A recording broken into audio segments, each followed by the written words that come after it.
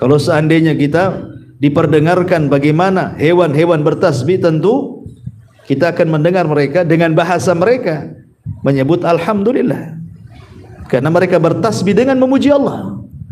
Bahasa kita memuji Allah alhamdulillah, ya tentu dengan bahasa mereka, ya kan, yang kita tidak paham. Tapi yang jelas bahwa binatang dari segi ubudiyah ternyata jauh lebih hebat dibandingkan manusia. Ma'asyiral muslimin yang dimuliakan Allah Subhanahu wa taala. Kemudian juga yang perlu dipahami dari hewan ini bukan hanya sekedar ubudiyahnya saja mereka itu. Tetapi kita tahu bahwa tidak ada satupun hewan yang Allah ciptakan tercipta sia-sia, nggak ada. Tidak ada. Jangan antum mengatakan buat apa Allah ciptakan kodok, buat apa Allah ciptakan semut, ciptakan kecoa, kaki seribu dan begitu seterusnya. Nggak perlu antum bertanya seperti itu. Kenapa demikian? Karena tidak ada satupun ciptaan Allah Subhanahu wa taala itu yang sia-sia. Semua ada manfaatnya. Dan itu ditunjukkan di dalam sebuah ayat di dalam Al-Qur'anul Karim. Allah Subhanahu wa taala berfirman di sini bahwa tidak ada satupun ciptaan Allah yang sia-sia. Dalam surah Asy-Syura ayat 29, Allah mengatakan wa min ayatihi khalqus samawati wal ardi wa ma batha fihima min dahbah. Dan di antara tanda-tanda kuasa Allah, di antara tanda-tanda kuasa Allah Subhanahu wa taala adalah Allah menciptakan langit dan bumi serta menciptakan dabah, binatang-binatang. Jadi binatang-binatang yang Allah ciptakan itu adalah kuasa Allah. Tidak mungkin ketika Allah menunjukkan kekuasaannya main-main, mustahil. Ya, tidak mungkin Allah ketika menciptakan sebuah perkara yang itu menunjukkan kekuasaannya abath, tidak ada faedahnya. Tidak.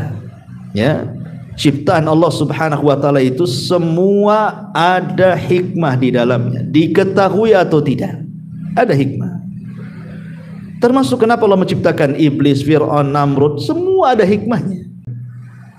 Apakah ada kaitan antara perilaku beberapa hewan yang di luar kebiasaan itu merupakan tanda dari tanda-tanda kiamat,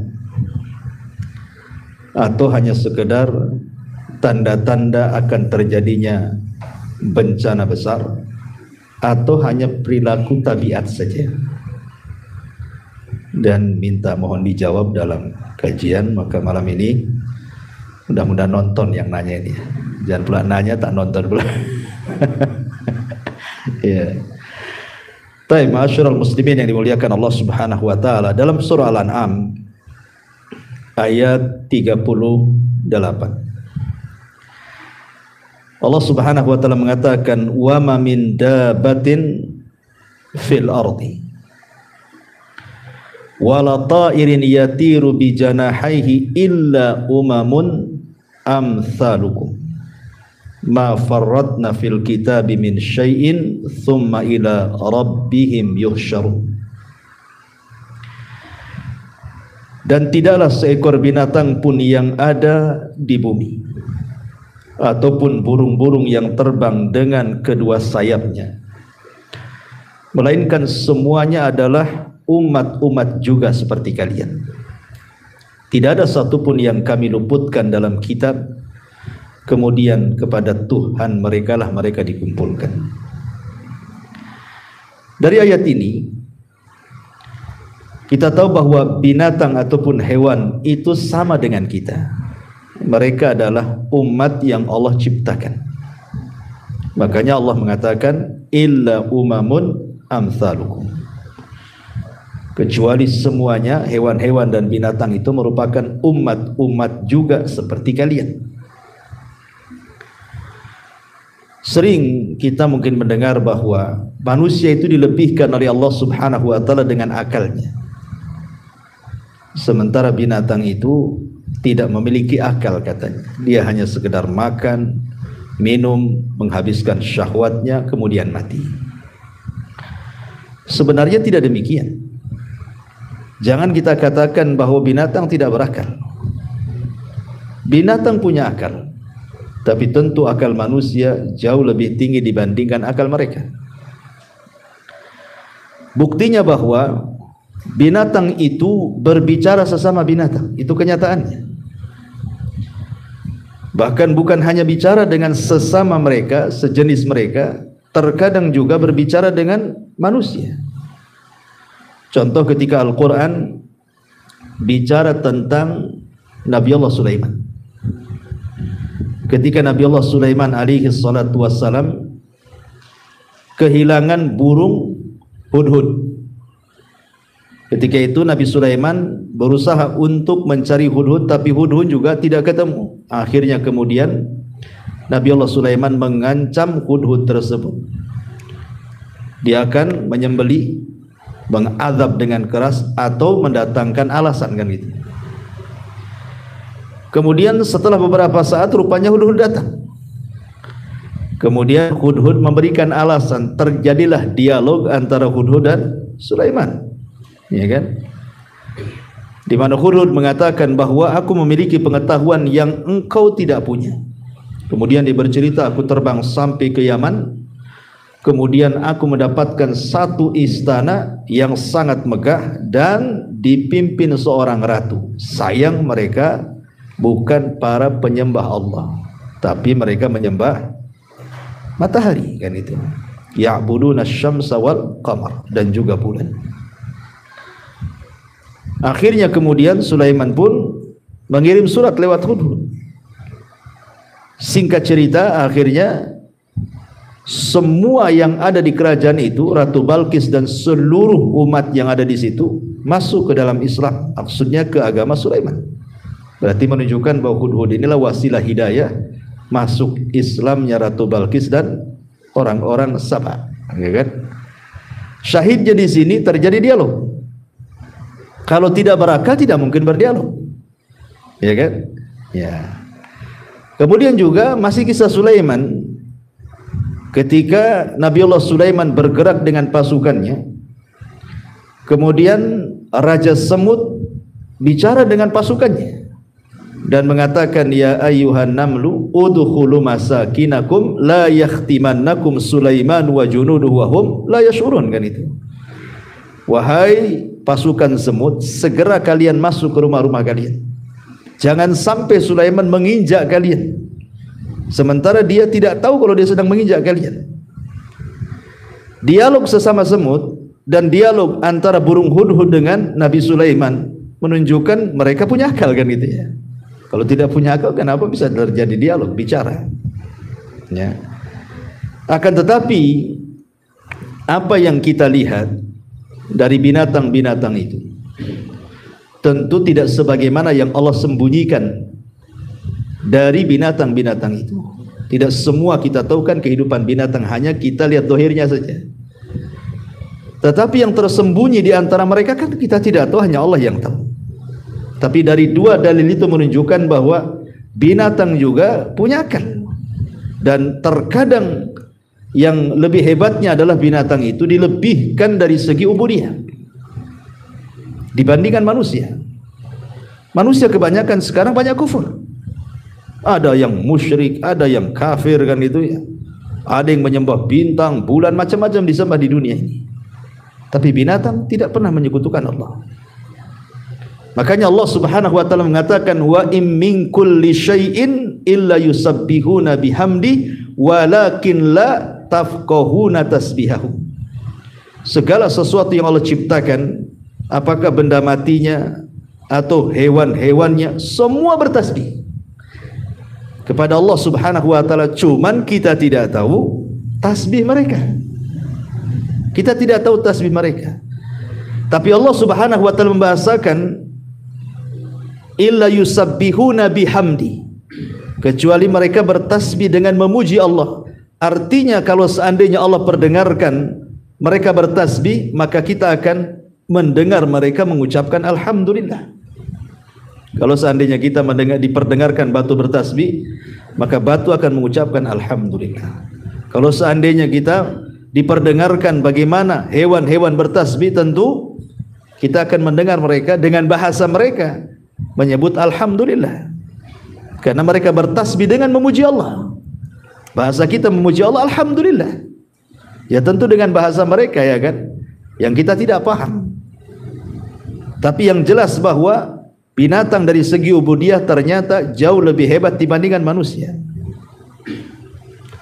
Ma'asyiral muslimin yang dimuliakan Allah Subhanahu wa taala. Kemudian juga yang perlu dipahami dari hewan ini bukan hanya sekedar ubudiyahnya saja mereka itu. Tetapi kita tahu bahwa tidak ada satupun hewan yang Allah ciptakan tercipta sia-sia, nggak ada. Tidak ada. Jangan antum mengatakan buat apa Allah ciptakan kodok, buat apa Allah ciptakan semut, ciptakan kecoa, kaki 1000 dan begitu seterusnya. Nggak perlu antum bertanya seperti itu. Kenapa demikian? Karena tidak ada satupun ciptaan Allah Subhanahu wa taala itu yang sia-sia. Semua ada manfaatnya. Dan itu ditunjukkan di dalam sebuah ayat di dalam Al-Qur'anul Karim. Allah Subhanahu wa taala berfirman di sini bahwa tidak ada satupun ciptaan Allah yang sia-sia. Dalam surah Asy-Syura ayat 29, Allah mengatakan wa min ayatihi khalqus samawati wal ardi wa ma batha fihima min dahbah.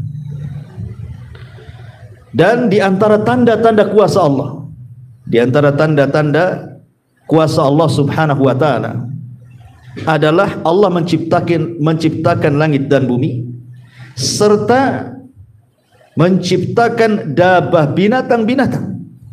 Jadi binatang-binatang yang Allah ciptakan itu adalah kuasa Allah. Tidak mungkin ketika Allah menunjukkan kekuasaannya main-main, mustahil.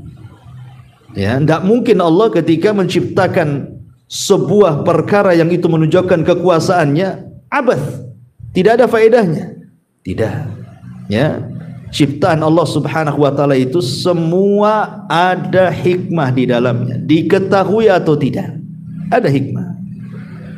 Termasuk kenapa Allah menciptakan iblis, Fir'aun, Namrud, semua ada hikmahnya. Tidak ada satupun ciptaan Allah Subhanahu wa taala yang abath, yang main-main itu tidak ada. Ya. Ma'asyiral muslimin yang dimuliakan Allah Subhanahu wa taala, Allah Subhanahu wa taala terkadang memberikan penglihatan kepada binatang itu jauh lebih tajam dibandingkan penglihatan manusia. Jauh lebih hebat, lebih tajam dibandingkan manusia. Satu dunia sejak zaman dulu sampai sekarang tidak ada orang yang melihat malaikat kecuali memang orang-orang tertentu yang diperlihatkan, kan? Nabi ketika Isra Mi'raj, atau Nabi Adam ketika dulu diperciptakan, ya kan? Tetapi kebanyakan manusia tidak sanggup melihat malaikat kecuali dalam bentuk tasyakul. Makanya malaikat menjelma sebagai manusia. Seperti hadis Umar bin Khattab radhiyallahu an, Jibril menjelma orang yang sangat putih bersih, rambutnya hitam, pakaiannya putih, ya nampak dalam bentuk ketika dia tasyakul, beralih rupa. Tapi dalam bentuk asli tidak ada yang tahu seperti apa bentuk malaikat. Kita hanya tahu sifat-sifatnya dari Nabi saja, bahwa malaikat itu bersayap dan Jibril itu punya 600 sayap. Dan Al-Quran menjelaskan bahwa malaikat bersayap. Ada yang 2, ada yang 4, ada yang banyak sekali. Ya. Tetapi perhatikan hadis Abu Hurairah radhiyallahu an. Nabi SAW bersabda dalam hadis yang dikeluarkan Bukhari dan Muslim itu, Idza sami'tum siyahadiyaki fas'alullaha min fadli fa innaha ra'at malakan. Nah, perhatikan di sini. Apabila engkau melihat kokokan ayam, maka mintalah kepada Allah dari karunia-Nya. Kenapa? Karena ayam itu sedang melihat malaikat. Mereka bisa melihat malaikat, kita tidak bisa. Artinya kan pandangan hewan itu terkadang lebih tajam dibandingkan pandangan kita. Dia bisa melihat malaikat. Bahkan bukan hanya itu saja, setan pun bisa dilihat. Makanya hadis berikutnya, wa idza sami'tum nahiqal himari, apabila engkau melihat ringkikan keledai, fata'awwadhu billahi minasyaitan, maka berlindunglah kepada Allah dari syaitan. Fa innahu ra'a syaitanan, karena keledai itu sedang melihat setan. Lihat, ada binatang-binatang itu yang tajam penglihatannya, kita tidak bisa melihat setan. Padahal Allah mengatakan apa? Innahum yarakum min haitsu la tarawnahum. Mereka bisa melihat kita, kita tidak bisa melihat mereka. Tapi ada binatang yang mampu melihat mereka, melihat malaikat. Berdasarkan hadis Abu Hurairah radhiyallahu anhu di sini. Dalam riwayat, idza sami'tum nubahal kilab wa nahiqal humri bil laili fata'awwadhu billahi fa innahunna yarayna ma la tarawna. Apabila kalian mendengar gonggongan anjing atau ringkikan keledai tengah malam, maka berlindunglah kepada Allah, karena anjing dan keledai itu sedang melihat sesuatu yang kalian tidak bisa melihatnya. Ya kan? Menunjukkan apa? Pandangan hewan ternyata lebih tajam dibandingkan manusia. Bisa melihat hal-hal yang gaib. Ini dari segi pandangan. Ya. Dari segi pendengaran, hewan itu terkadang dia lebih tajam pendengarannya. Bayangkan saja ma'asyiral muslimin yang dimuliakan Allah Azza wa Jalla. Hewan-hewan itu mampu mendengar orang yang diazab di kuburan. Kita tidak bisa mendengar. Tapi hewan bisa mendengar orang yang sedang diazab itu. Dan itu ditunjukkan dalam hadis Nabi sallallahu alaihi wasallam. Ketika Nabi SAW mengatakan, innal abda idza wada'a fi qabrihi wa tawalla anhu ashab, apabila seorang hamba diletakkan di liang lahat, kemudian dipendam, kemudian orang yang mengantarnya sudah mulai balik pulang, ya, apa yang terjadi? Kemudian datang Munkar dan Nakir bertanya kepada sang mayit itu tentang 3 soalan, man rabbuka wa man nabiyuka wa ma dinuka. Kalau mereka tidak bisa menjawab, summa yudrabu bimitrakin min hadidin dharbatan baina udhunaihi, maka dia akan dipukul dengan gada dari besi, sekali pukulan di antara 2 telinganya, fayasihu sayhatan, dia pun menjerit kesakitan, yasmauha man yalihi ghaira thaqalaini al-insi wal jin, maka akan mendengar makhluk di sekitarnya kecuali manusia dan jin.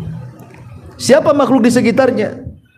Dalam riwayat tasma'uhul bahaim, di mana bahaim itu binatang-binatang ternak mendengarnya. Kalimat bahaim itu artinya kambing, sapi, unta, itu disebut bahaim. Makanya Allah mengatakan bahimatul an'am.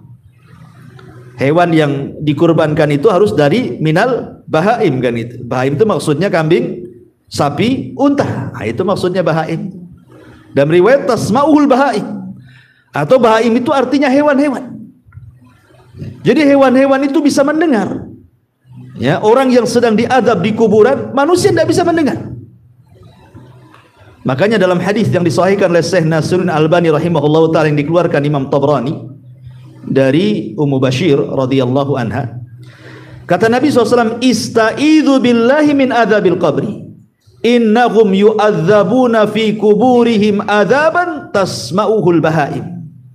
Berlindunglah kepada Allah dari azab kubur, karena mereka diazab di kubur-kubur mereka dengan azab yang pedih yang hanya bisa didengar oleh bahaim, hewan-hewan saja.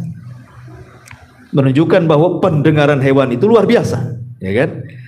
Dia punya ketajaman mendengar melebihi manusia, punya penglihatan yang jauh melebihi pandangan manusia, bahkan punya insting yang luar biasa. Punya insting yang luar biasa hewan-hewan itu, sehingga mereka mampu mendeteksi hal-hal yang bisa membahayakan kepada mereka. Nanti Saya akan jawab dari pertanyaan itu. Tapi bertolak dari sini, ma'asyiral muslimin yang dimuliakan Allah Azza wa Jalla. Apakah kemudian perilaku-perilaku binatang yang aneh yang kita saksikan di media, sebelum terjadi gempa, sebelum terjadi gunung meletus, sebelum terjadi tsunami, kan banyak keanehan-keanehan itu kan, ya. Apakah itu satu, dia adalah tanda dari tanda-tanda kiamat? Maknanya kiamat sudah dekat. Satu, ini yang harus dijawab. Yang kedua, apakah dia hanya sekedar sinyal saja bahwa dengan perilaku binatang yang aneh yang tidak biasa itu menandakan akan terjadi musibah besar, gempa kah, tsunami kah, gunung meletus kah, dan begitu seterusnya, atau itu hanya tabiat biasa binatang? Pertama saya jawab, ya. Apakah dia dari tanda-tanda kiamat? Maka kita katakan tidak ada satupun riwayat, baik Al-Quran, baik hadis Nabi SAW, bahwa perilaku-perilaku aneh binatang sebelum terjadi musibah itu satu di antara tanda-tanda kiamat. Tidak besar, tidak kecil. Maksudnya tidak masuk dalam tanda-tanda kiamat kecil, tidak juga masuk pada tanda-tanda kiamat besar, karena tidak ada. Contoh umpamanya sebelum terjadi tsunami banyak ikan, ya kan pernah terjadi itu. Sebelum terjadi itu kan ikan banyak, nggak ada biasa, kok tahu ikan banyak. Kemudian di Cina tiba-tiba kemudian kodok semua loncat ke jalan raya, entah berapa ribu kodok di jalan raya. Setelah itu terjadi gempa, ya. Atau di Wuhan sebelum terjadi gempa di Cina itu kan harimau itu sampai menabrak-nabrakan kepalanya itu di pintu-pintu. Setelah itu terjadi gempa. Bahkan saya baca di artikel itu ketika sebelum terjadi tsunami, gajah-gajah itu di Sumatera sana itu berperilaku aneh, seolah-olah tahu ada tanda seperti itu. Ya, termasuk yang terbaru yang viral sekarang kan, ya, sebelum terjadi gempa di Turki, ya. Semoga Allah melindungi mereka. Jadi terjadi aneh, burung itu tiba-tiba dengan kawanannya berkumpul di satu tempat, kemudian terbang memutar kan gitu. Dan banyak lagi. Terus di mana itu? Di Kango saya baca itu ketika sebelum terjadi tsunami, mereka melepaskan kura-kura kecil. Kura-kura itu tidak mau masuk laut, balik lagi. Habis itu terjadi tsunami kan? Kan aneh perilaku seperti ini. Ada lagi kambing yang mutar-mutar 12 hari itu sudah mati semua. Kan gitu ya.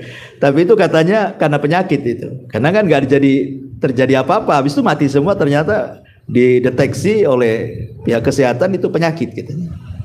Ya, penyakit kambing, wallah alam. Tapi kan aneh, sebab viral itu kambing putar-putar 12 hari habis itu mati coba. Nggak berhenti 24 jam, 12 hari. Tapi kan aneh itu kan bagi kita itu kan, perilakunya kok aneh-aneh gitu. Kalau ini memang menunjukkan dekatnya kiamat, maka kita katakan tidak benar. Kenapa? Karena diutusnya Nabi SAW saja sudah pertanda dekatnya kiamat. Rasul yang mengatakan saya dan hari kiamat itu seperti dua jari begini. Ana was-sa'atu kahataini. Saya dan kiamat seperti ini. Kemudian dirapatkan kata Nabi. Artinya diutusnya Nabi saja sudah mendekati kiamat, tapi tak kiamat-kiamat. Ya. Wafatnya Rasul tanda-tanda kiamat. Peperangan para sahabat mulai dari perang Jamal, perang Siffin, perang Nahrawan gitu ya, tanda kiamat. Terbelahnya bulan tanda kiamat kan itu. Tapi tidak ada dalam hadis-hadis yang sahih tanda-tanda kiamat itu adanya perilaku binatang yang berbeda dengan kebiasaannya. Kalau itu adalah tanda dekatnya kiamat, sejak dulu juga banyak tanda-tanda yang menunjukkan dekatnya kiamat. Toh sampai hari ini juga gak kiamat-kiamat gitu maksudnya kan. Jadi kita katakan ini bukan tanda-tanda kiamat, tidak masuk dalam tanda-tanda kiamat kecil, tidak pula masuk dalam tanda-tanda kiamat besar. Karena tanda-tanda kiamat kan besar jelas. Dimulai dengan Imam Mahdi, kemudian muncul Dajjal, kemudian turun Isa bin Maryam, kemudian Ya'juj dan Ma'juj, kemudian matahari terbit dari arah barat, kemudian ada dukhan. Nah, kemudian setelah dukhan terbit matahari dari arah barat, kemudian setelah itu ada binatang yang melata, kemudian setelah itu terjadi gempa di arah timur, barat dan jazirah Arab, kemudian api yang menggiring manusia ke tempat kumpul mereka di Syam. Jelas tanda-tanda kiamat besar kan? Tidak ada di situ. Tanda-tanda kiamat kecil pun tidak masuk. Walaupun menjadikan kebingungan para ulama kan, karena ini kan kejadian ini kan akhir-akhir ini saja terjadi. Sebelum-sebelumnya kan nggak ada gitu ya. Sehingga menjadi pertanyaan gitu ya, menjadi pembahasan para ulama juga.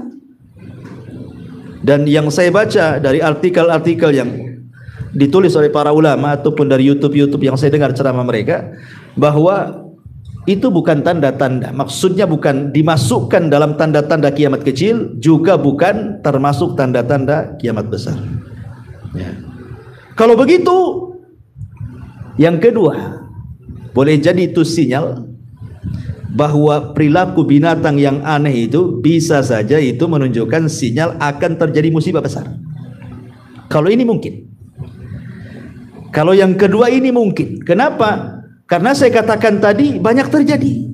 Seperti perilaku ikan yang aneh gitu ya, kok banyak ikan. Padahal macam mana ikan bisa tumpah ke daratan? Kalau bukan punya insting akan terjadi sesuatu. Perilaku gajah, perilaku monyet, perilaku kodok yang berjalan di jalan raya, macan yang tadinya garang loh ya, sampai-sampai kayak macan gila gitu ya. Habis itu terjadi gempa, terjadi tsunami, gunung meletus, macam-macam. Boleh jadi kalau jawaban yang kedua mungkin. Karena saya katakan tadi binatang punya insting yang lebih di antara manusia.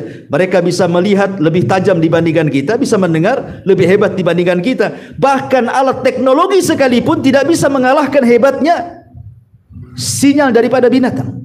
Seperti nyamuk umpamanya kan. Sehebat apapun pesawat tidak punya alat seperti nyamuk yang bisa mendeteksi di kegelapan panas.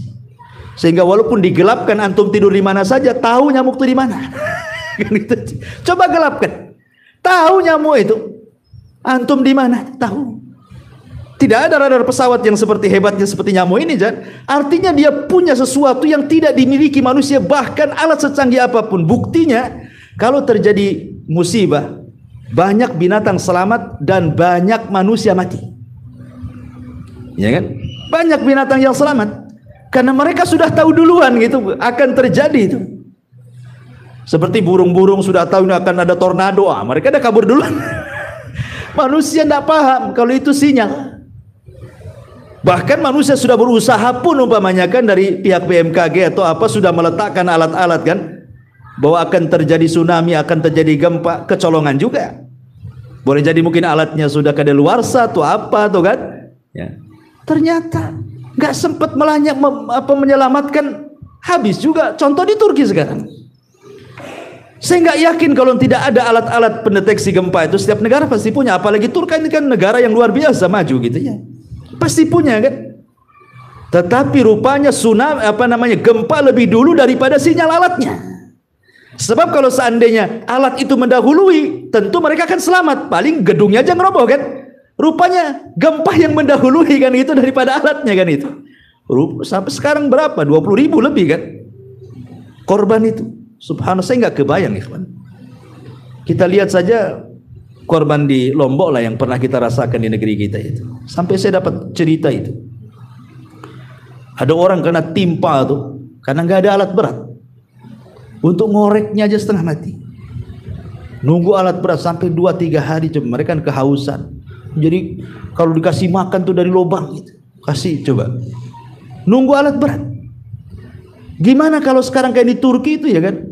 Yang mereka ndak ada yang ngasih minum, ngasih makanan gitu, mungkin karena ditimpa reruntuhan, belum lagi yang mereka rasakan dari ya mungkin kena luka, kena apa gitu, mati pelan-pelan coba ya kan? Nggak ketolong kan? Nggak kebayang itu. Makanya dari sini pentingnya bahwa jangan pernah merasa aman dari azab Allah Subhanahu wa taala. Jangan katakan itu kan gempa di Turki. Jangan salah. Ya, sehebat apapun Jepang itu teknologi mereka, kena juga.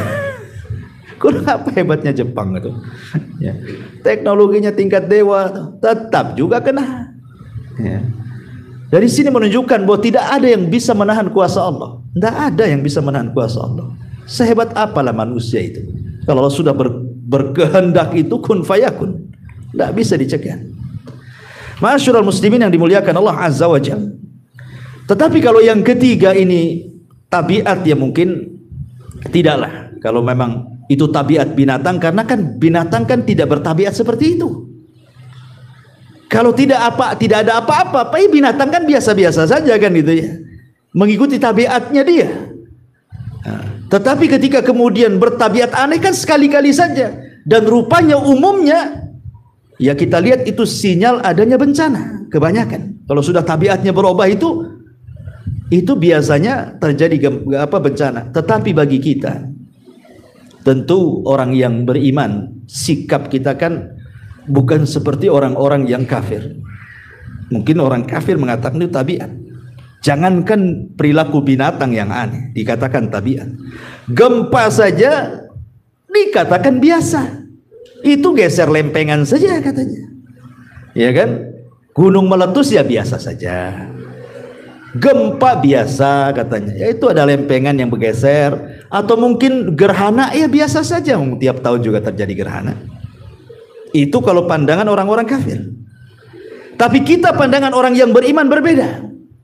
Kenapa? Karena Allah Subhanahu wa taala mengatakan, "Wa ma nursilu bil ayati illa takhwifa." Tidaklah kami utus tanda-tanda kuasa Allah Subhanahu wa taala kecuali hendak menakut-nakuti hambanya. Bagi kita orang yang beriman, gerhana itu bukan perkara biasa. Karena buktinya setelah terjadi gerhana itu ada juga musibah kan? Sinyal juga tuh. Berapa banyak setelah terjadi gerhana tahu-tahu gempa, ya kan? Tahu-tahu ada musibah di mana-mana. Boleh jadi ketika Allah sedang menakut-nakuti kita, kita pula tak takut. Ya. Artinya bagi seorang yang beriman itu kejadian-kejadian aneh ataupun terjadinya gempa, terjadinya tsunami, gunung meletus atau gerhana, bagi kita itu bukan persoalan biasa, bukan persoalan teori, tidak. Allah sengaja mengirim bencana-bencana itu untuk menakut-nakuti hambanya. Untuk apa? Untuk supaya kita kembali. Makanya ketika terjadi gerhana total di zaman Rasul, gerhana matahari, itu kan kejadiannya dengan kematian Ibrahim, putra Nabi.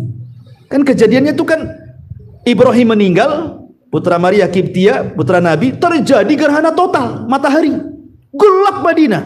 Kalau sekarang ada listrik, nggak ngaruh, gerhana total tetap aja terang kan gitu ya. Zaman sekarang mana ada tahu gerhana total nggak total sama saja. Total cetek listrik, tak ada gelap. Di zaman itu kan susah penerangan. Kalau gelap ya gelap sekali. Makanya wajar ketakutan. Sampai Rasul itu ketinggalan sesuatu yang dipakai, saking takutnya menuju masjid. Ada yang ketinggalan. Kemudian Rasul mengatakan as-salatul jami'ah, as-salatul jami'ah. Kemudian Rasul mengajak salat kusuf. Kemudian Rasul itu berkhutbah luar biasa, khutbahnya mengingatkan tentang hari akhir dan mengingatkan tentang bahaya maksiat. Kemudian Rasul SAW mengatakan apa? Sesungguhnya gerhana ini bukan karena kematian, bukan pula karena kelahiran, bukan karena kematian anakku, bukan pula ada yang lahir orang besar. Dah, kata Rasul. Tetapi gerhana itu liyukhawifu bihi ibadah, untuk menakut-nakuti hambanya. Makanya Allah mengatakan wa manursilu bil ayati illa takhwifa. Tidaklah kami utus kekuasaan Allah kecuali untuk menakut-nakutinya. Jadi kalau seandainya Allah Subhanahu wa taala memperlakukan binatang di luar kebiasaan perilaku dia, sesungguhnya pelajarannya adalah boleh jadi binatang itu sedang mengirim sinyal kepada kita supaya kita lebih berhati-hati dan waspada kan. Karena Allah menciptakan mereka tidak ada yang sia-sia. Makanya Allah Subhanahu wa taala berfirman dalam Al-Quran itu, bagaimana Allah Subhanahu wa ta'ala menundukkan binatang-binatang itu untuk kita. Wa sakhkhara lakum ma fis samawati wa ma fil ardh. Dan Allah telah tundukkan apa yang ada di langit dan apa yang ada di bumi, dan di antara keduanya termasuk juga binatang. Ditundukkan kepada kita, maknanya apa? Ketika mereka ditundukkan kepada kita, bahwa sebenarnya kita diberikan sinyal oleh mereka tanpa harus ada alat teknologi sekalipun untuk memberikan sinyal adanya sebuah bencana. Allah itu sudah rahim dengan kita dengan mengirim tentara-tentaranya memberikan sinyal kan, akan terjadi musibah. Cuman adalah orang-orang yang dilalaikan, tidak mengambil ibrah dari situ, akhirnya terkena pula musibah itu. Karena Allah tidak pernah sia-sia menciptakan apapun. Allah berikan sinyal. Boleh jadi mungkin manusia membuat sinyal-sinyal itu juga boleh jadi diambil pelajaran dari binatang kan gitu.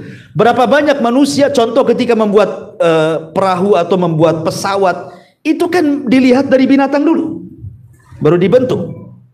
Contoh saja umpamanya di zaman Qabil dan Habil, ketika Qabil membunuh Habil.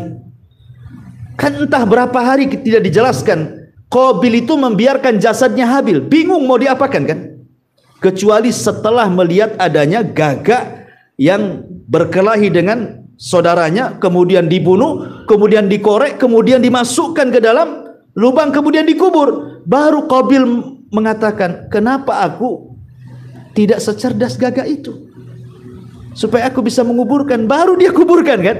Artinya Qabil ketika menguburkan Habil itu karena dapat pelajaran dari gagak tadi kan?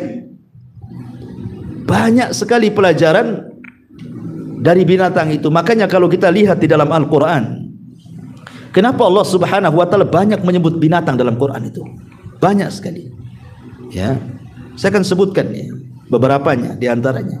Ya, seperti Allah Subhanahu wa Ta'ala menyebutkan al-asad, singa, disebutkan dalam surah Al-Mudaththir ayat 51. Kemudian Allah sebutkan bighal, bighal keledai. Ya, disebutkan dalam surah An-Nahl ayat 8. Kemudian Allah sebutkan Baqarah. Baqarah dalam surah Al-Baqarah. Ya. Kemudian juga Allah sebutkan ba'udah, ba'udah. Ba'udah ma'ruf, nyamuk. Yang sudah saya jelaskan bagaimana Al-Qur'an itu betul-betul menyingkap sesuatu yang di zaman itu tidak pernah tersingkap, baru teorinya tersingkap di zaman sekarang. Ketika Allah Subhanahu wa Ta'ala berbicara, innallaha la yastahi an yadriba mathalan ma ba'udatan fama fawqaha. Kalimat fama fawqaha. Dan sungguhnya Allah tidak malu untuk membuat permisalan seperti seekor nyamuk atau yang lebih kecil dibandingkan nyamuk. Kemudian Allah membahasakan dengan kalimat apa? Fama fawqaha. Fawq itu artinya di atas. Ya. Rupanya setelah diteliti di zaman sekarang, rupanya di nyamuk betina itu ada nyamuk lagi berada di kepalanya, dan makanannya ada di kepalanya kan gitu ya. Dan itu hanya bisa dilihat oleh teknologi kan gitu ya, oleh mikroskop. Nah, baru nampak tuh rupanya di situ ada binatang lagi yang makanannya dari kepala nyamuk itu juga gitu ya. Zaman dulu kan orang-orang jahiliyah mentertawakan, apalah Muhammad ini mempermisalkan nyamuk. Allah mempermisalkan nyamuk, kemudian ada binatang lebih kecil daripada nyamuk. Rupanya Allah Subhanahu wa Ta'ala ketika berfirman seperti ini bukan main-main. Nah, sekarang sudah tersingkap semuanya. Ya. Kemudian juga Allah Subhanahu wa Ta'ala sebutkan jarad, belalang, yang ketika bercerita tentang azabnya kaum Fir'aun. Ya, dikirim belalang yang banyak, kodok, ya kan? Kemudian kutu, nah, itu kan disebutkan juga dalam Quran ya. Kemudian unta, ya. Kemudian juga disebutkan al-hut, ikan dalam cerita Nabi Yunus, ya kan? Kemudian juga khail, kuda, ketika bercerita tentang Nabi Sulaiman memandang kuda-kudanya sampai dilupakan sholat. Akhirnya besoknya disembelih semua kudanya kan? Dan Allah ganti dengan angin. Karena dia meninggalkan sesuatu karena Allah Subhanahu wa Ta'ala. Kemudian Allah juga menyebutkan hinzir babi. Ketika Allah haramkan binatang-binatang yang menjijikan seperti babi.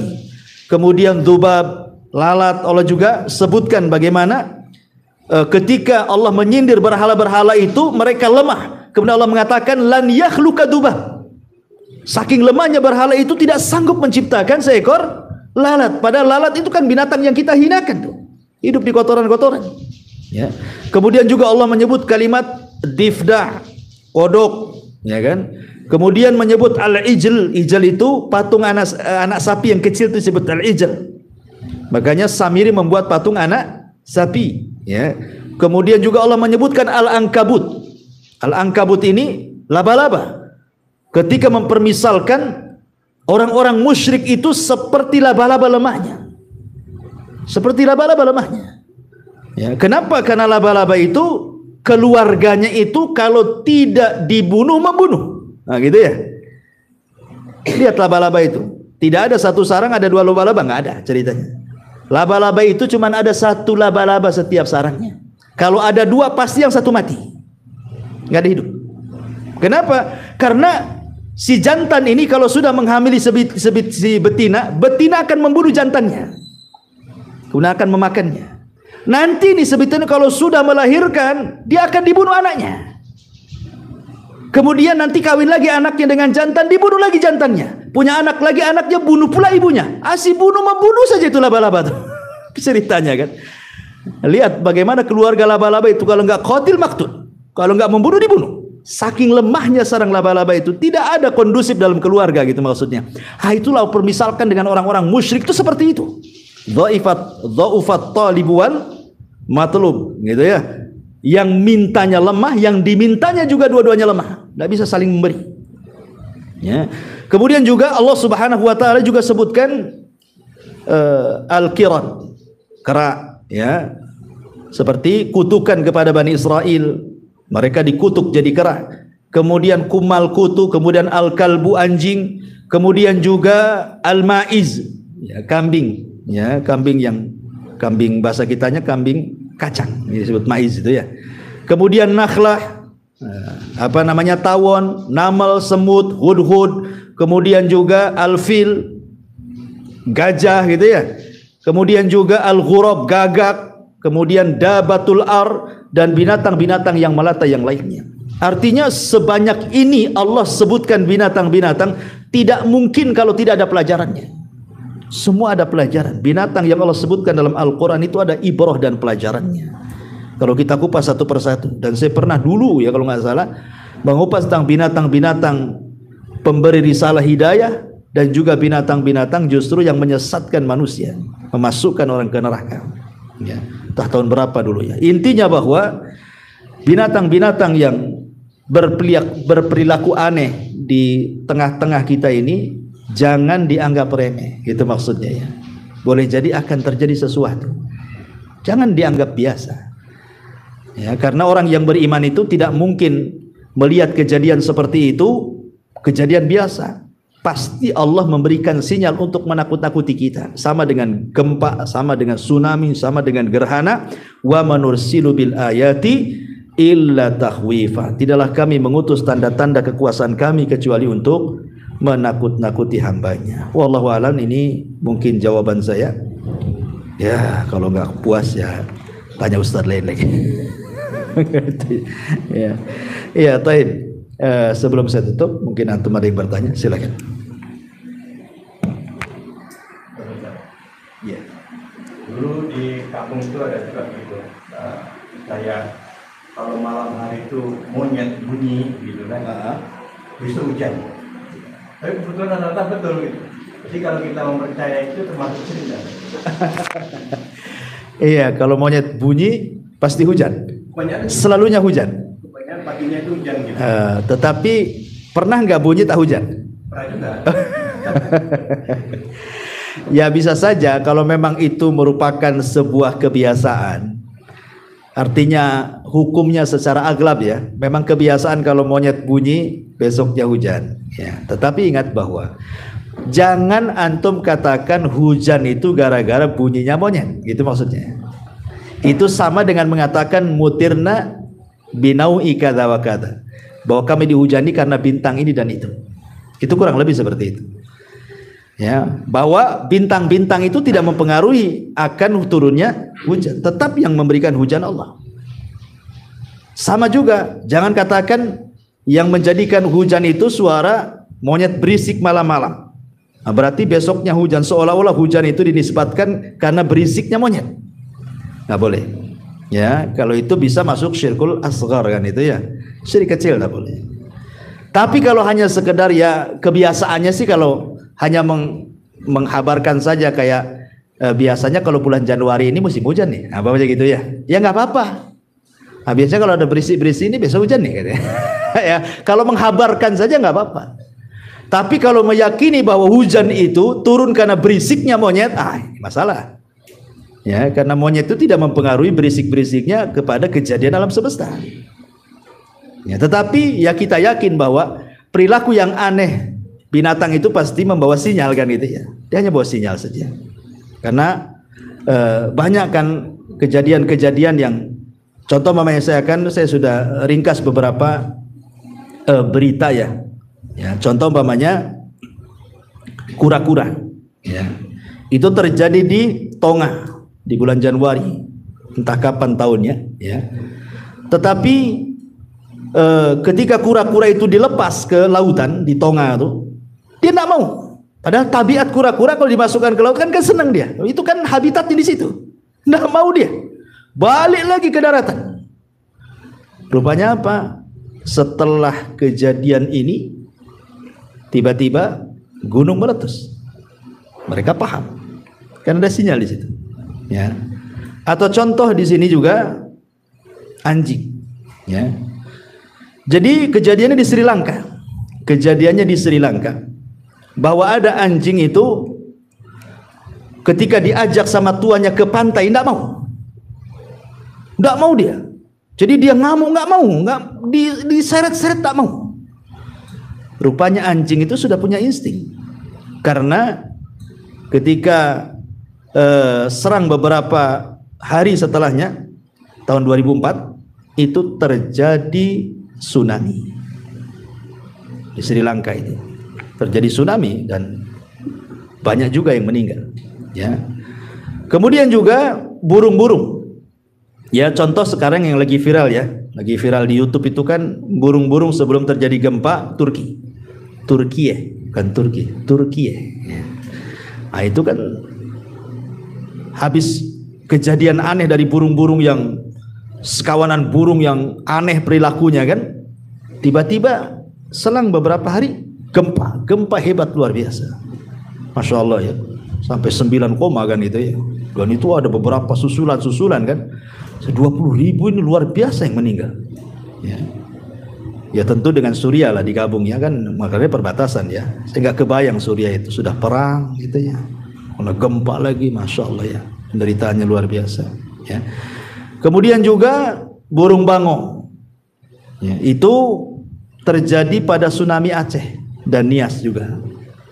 Ya, jadi burung-burung bango itu yang biasanya hidup dengan normal di kawasan sekitar pantai itu tiba-tiba berbondong-bondong terbang menjauh, nggak mau lagi di situ, terbang jauh dengan kawanannya dari areal pantai itu. Setelah itu kan terjadi tsunami, ya Aceh dan Nias gitu ya, dan juga ikan-ikan yang banyak tuh.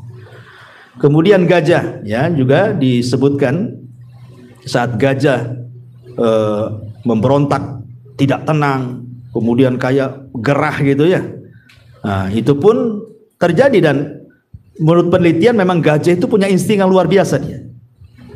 Gajah itu memang luar biasa punya insting akan terjadi gempa, dia tahu tuh. Gajah itu. Dan itu juga kejadiannya ketika terjadi tsunami di Sumatera gitu ya. Kemudian juga lebah, ya singa lah yang aneh itu ya. Kalau antum lihat di YouTube itu di Cina, itu singa itu tahulah binatang yang sangat agresif ya, kayak singa sinting, gila kayak mabau itu. Semua diterjang dia, ya, semua diterjang dia sama kepalanya. Tetapi kan setelah itu apa yang terjadi? Terjadi bencana alam luar biasa di Cina itu. Kemudian kalau domba-domba yang di YouTube putar-putar 12 hari itu, ada tuh saya lihat 12 hari putar harusnya mati semua. Ternyata setelah diteliti oleh ahli-ahli kesehatan itu karena penyakit saja. Ya. Tapi kan kalau kita lihat dari berbagai macam negara dan negara kita juga gitu ya, memang Allah Subhanahu wa taala itu Maha Rahim dengan kita. Memang memberikan sinyal-sinyal binatang-binatang itu lebih mendahului dibandingkan alat-alat yang kita pakai. Terkadang alat-alat itu rusak, nggak berfungsi.